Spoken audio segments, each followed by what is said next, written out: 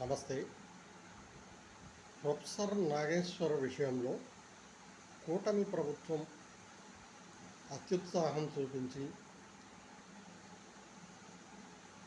తన గోల్ తానే వేసుకోనుందా అనే అంశంపై సీనియర్ జర్నలిస్ట్ భరద్వాజ్ ఒక వ్యాఖ్య చేశారు. ఇందులో ఏదైతే అమిత్ షా గారితో పవన్ కళ్యాణ్ జగన్మోహన్ రెడ్డిని అరెస్ట్ చేయాలి అని అడిగిన సమయంలో అలా కాదు, జగన్మోహన్ రెడ్డిని అరెస్ట్ చేయడానికి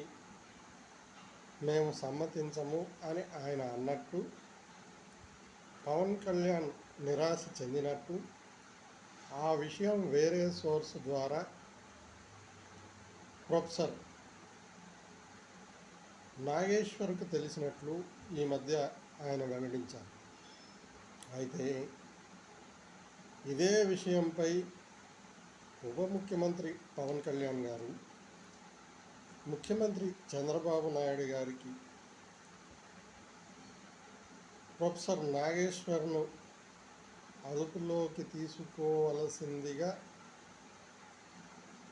విజ్ఞప్తి చేసి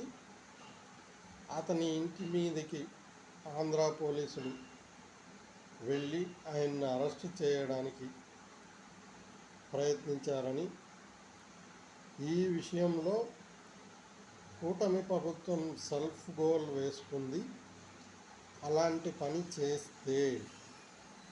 రేపు కూటమి ప్రభుత్వానికి సరైనటువంటి బుద్ధి ప్రజలు చెబుతారని సీనియర్ జర్నలిస్ట్ అయిన భరద్వాజ్ గారు ఒక ఇంటర్వ్యూలో చెప్పారు. ఇందుకు ఇక్కడ ఏదైతే అమిత్ షా గారు పవన్ కళ్యాణ్ గారి మధ్య జరిగిన చర్చలో అమిత్ షా గారు పేరు వచ్చింది కాబట్టి అమిత్ షా గారు కేసు పెడితే ప్రొఫెసర్ నాగేశ్వర్ ఎవరైతే ఉన్నారో ఆయన్ని అరెస్ట్ చేసే అవకాశాలు ఉన్నట్లు, అదే కాకుండా ఒక జర్నలిస్ట్కి, ఒక పత్రికా ప్రతినిధికి ఎలాంటి సోర్సెస్ ఉన్నా వాటిని తీసుకొని బయట వార్తలు వెల్లడించే హక్కు ఉందే కానీ ఆ సోర్సెస్ను బయట పెట్టాల్సినంత అవసరం లేదు. కాబట్టి ఈరోజు ఆంధ్ర పోలీసులు ప్రొఫెసర్ నాగేశ్వర్ను అరెస్ట్ చేస్తే అది పత్రికా స్వేచ్ఛకు ఉల్లంఘన, మీడియాకు ఉల్లంఘన, మీడియా స్వేచ్ఛకు ఉల్లంఘన. ఈ ఉదాహరణగా తీసుకొని పత్రికను, మీడియాను వారి నోరు నొక్కే ప్రయత్నం చేస్తున్నారు అన్న ధోరణిలో భరద్వాజ్ గారు సీనియర్ జర్నలిస్ట్ ఒక వ్యాఖ్య చేశారు ఒక ఇంటర్వ్యూలో. దీనికి ఉదాహరణగా ఆయన ఒక ఇండియన్ ఎక్స్ప్రెస్లో ఒక ఆర్టికల్ ఏదో రాస్తే దాని మీద వేరే వాళ్ళు అది కంటెంప్ట్గా తీసుకొని కేసుకు వెళితే అక్కడ ఆ ఫోటో తీసిన వ్యక్తి, ఆ జర్నలిస్టు ఎవరైతే ఉన్నారో వాళ్ళు వచ్చి సాక్ష్యం చెబితే మేము దీన్ని ఒప్పుకుంటామని కోర్టు చెప్పిందని. అయితే అదే ఇండియన్ ఎక్స్ప్రెస్ మా వాళ్ళు కానీ, మా ఫోటో స్టాఫ్ కానీ ఎవరు కోర్టుకు రారు, అట్లాంటి సాక్ష్యాలు చెప్పరు అని ప్రకటన చేసిందని, దాన్ని ఆధారంగా చేసుకొని జడ్జి గారు ఒక కేసు కొట్టేయడం జరిగిందని ఈయన ఎవరైతే సీనియర్ జర్నలిస్ట్ భరద్వాజ్ గారు ఉన్నారో ఆయన చెప్పారు. అదే కేసు ఇదే ప్రొఫెసర్ నాగేశ్వరకు కూడా వర్తిస్తుందని అతనికి ఉన్న సోర్సు బయట చెప్పాల్సిన అవసరం లేకపోయినా పవన్ కళ్యాణ్ గారు తన పార్టీని తాను నడుపుకోలేని పరిస్థితుల్లో చంద్రబాబుతో కలిసి ముందుకొచ్చి అధికారంలోకి వచ్చి ఏదైతే ఆ అమిత్ షా గారితో కలవడం, ఈ బీజేపీ టీడీపీని నేనే కలిపి ఆంధ్రప్రదేశ్లో బీజేపీకి టీడీపీకి మేలు చేస్తున్నాననే ఉద్దేశంతో మాట్లాడుతూ తనకు తాను ప్రెస్టేషన్లోకి వెళ్ళిపోయి ఇదే విషయంలో జగన్ను అరెస్ట్ చేయండి అని చెప్పి అమిత్ షా గారిని కోరినట్లు ఆయన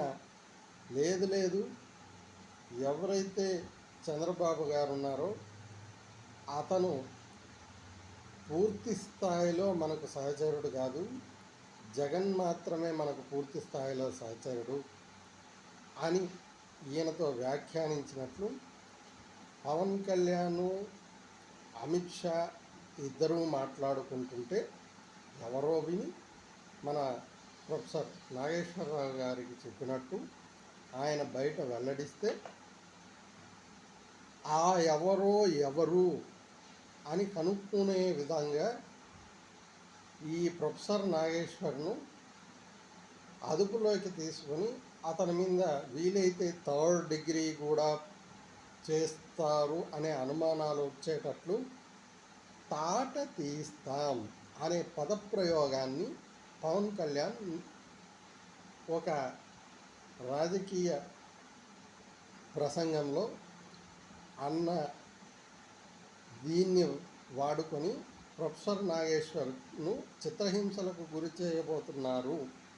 కానీ అది పత్రికా స్వేచ్ఛకు ఉల్లంఘన అవుతుంది, జర్నలిస్టులు ఇలా అయితే పని చేయడానికి వీలవదు, ఇట్లాంటి వ్యాఖ్యలు చేయడం వల్ల ఇదే విధంగా